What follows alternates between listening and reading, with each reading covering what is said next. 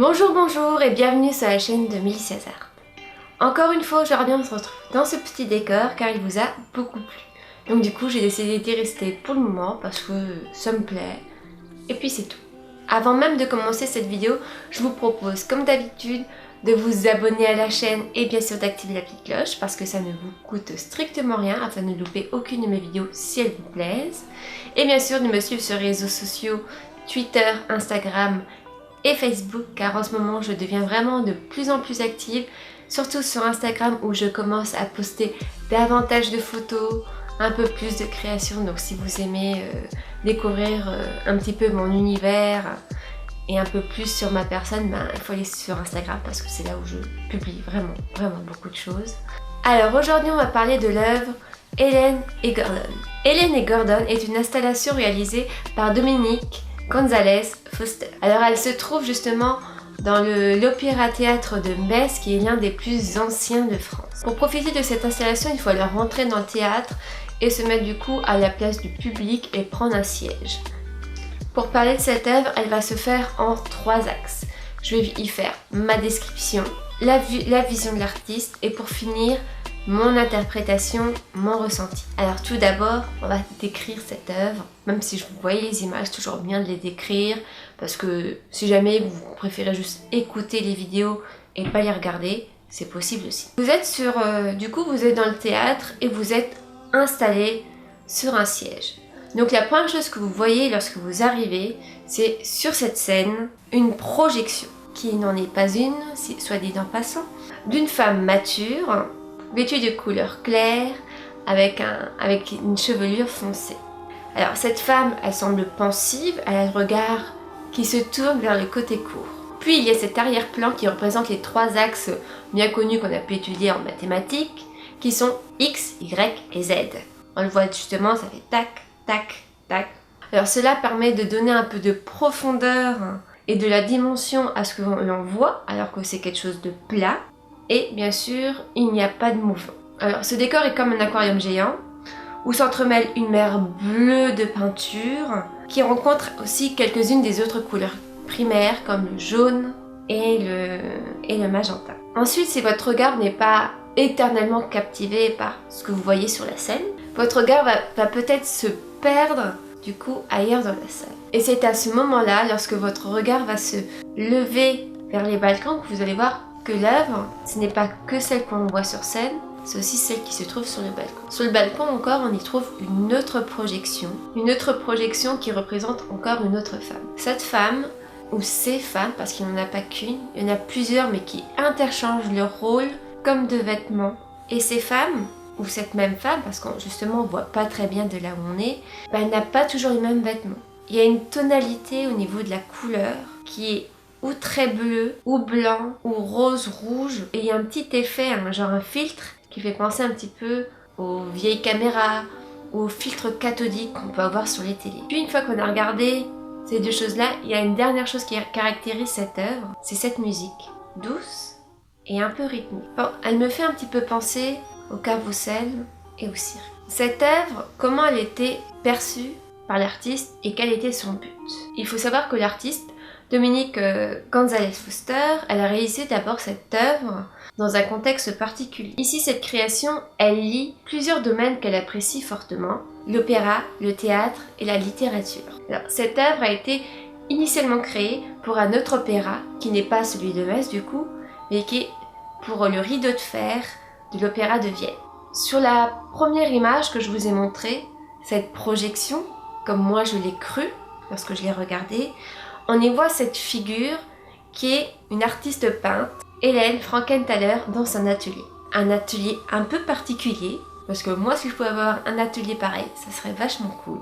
Comme moi je l'avais perçu dans ma description au début de cette présentation, c'est que cette œuvre, on pense que c'est une projection. Mais que nenni! Qu'est-ce que c'est? C'est un rideau. Donc c'est un objet physique, un objet qui a du poids, quelque chose qu'on peut toucher et surtout quelque chose qui est fragile. Cette œuvre a été du coup reproduite pour du coup l'Opéra Théâtre de Metz. Exceptionnellement. Cette œuvre est aussi une prolongation d'une exposition qui se trouvait durant cette période de Pompidou-Metz, l'Opéra Monde. Donc, quel est vraiment le rapport avec Constellation? c'est maintenant qu'on va y venir.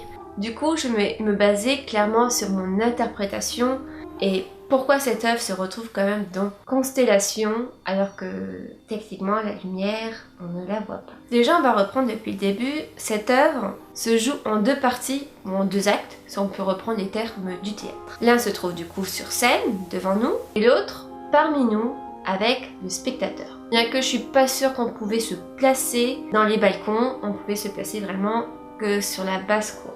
Alors pour reprendre du coup ma description d'avant, l'image de l'artiste, d'Hélène, elle est figée. Le temps est suspendu. L'installation est suspendue. Rien ne bouge, ni elle, ni son atelier, et encore moins les couleurs. Comme j'ai dit, c'est pas une projection, et pour ça que ça dénote clairement. A contrario, quand on regarde en haut, en fait, notre centre d'attention va être clairement détourné par les images en mouvement. Tout ce qui est fixe, on va le regarder pendant un temps, mais quelque chose qui bouge capte totalement notre attention. Sachant qu'en plus, la musique va bien avec ce qu'on voit au-dessus, plutôt que ce qu'il y a sur scène qui est censé être regardé par nous. Selon moi, cette œuvre, elle dénote carrément avec Constellation de manière globale. Comme je vous l'ai dit, le thème de Constellation cette année, c'est le titre lui-même, Constellation, les étoiles et la lumière.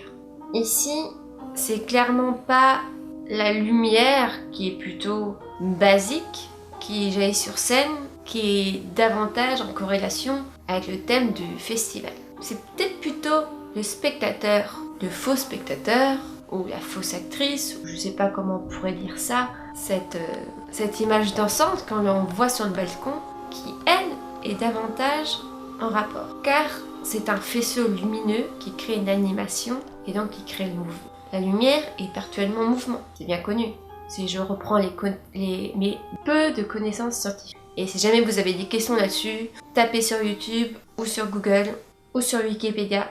Je pense que ça vous informera bien plus que des conneries que je pourrais vous dire ici.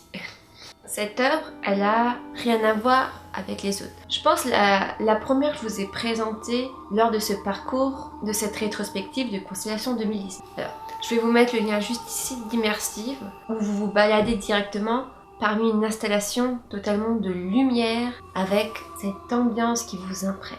Ici, on n'est pas imprégné et ça c'est déjà lié à l'espace où on se trouve. On ne fait pas partie de l'œuvre, on regarde l'œuvre, on regarde le spectacle. Un spectacle qui ne bouge pas parmi celui qu'on est censé regarder devant nous, on regarde plutôt nos voisins. On peut être amené, c'est quelque chose que j'ai vécu lorsque j'étais sur place. Je me souviens, non seulement je regardais et je filmais davantage les plans du balcon qu'il y avait en haut, mais je regardais également autour de moi la réaction des autres spectateurs à ce qu'ils voyaient.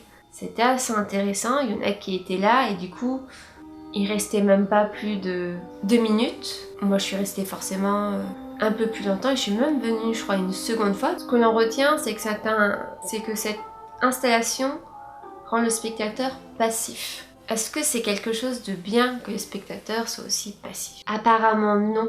Parce que sur place, j'ai pas l'impression que ce fut l'œuvre qui ait captivé davantage le public. Et pourtant, elle n'est pas inintéressante. Et après, je le dis, c'est pas du tout mon œuvre préférée. Pour finir, j'espère que cette vidéo vous a plu, que vous avez apprécié du coup découvrir cette vidéo avec moi, que vous avez apprécié regarder cette œuvre avec moi, que vous appréciez également le nouveau ton avec lequel j'aborde ça, parce que maintenant je commence de nouveau un petit peu à écrire et à prévoir un petit peu ce que je vais dire et éviter de me laisser partir dans tous les sens. Donc du coup maintenant je scripte mes vidéos et bientôt j'aurai aussi à vous présenter un nouveau matériel que je me suis offert en cadeau. Ça sort directement de ma paye, de mon autre boulot qui n'est pas YouTube. Et donc si jamais cela vous plaît, comme d'habitude, je ne vais pas répéter ce que j'ai fait au début de la vidéo. Et si jamais vous cherchez à me soutenir financièrement, d'un moyen qui pourrait vous convenir, n'hésitez pas à mettre vos suppositions pour un Tipeee ou je sais pas les moyens qui se font. Si jamais des idées peuvent vous convenir, donc n'hésitez pas du coup à me le dire en commentaire. Puis voilà. Sinon je vais faire comme je fais d'habitude, j'économise et j'achèterai ce dont j'ai besoin. En tout cas, je vous remercie de m'avoir regardé et on se dit à bientôt pour une prochaine vidéo. Ciao ciao!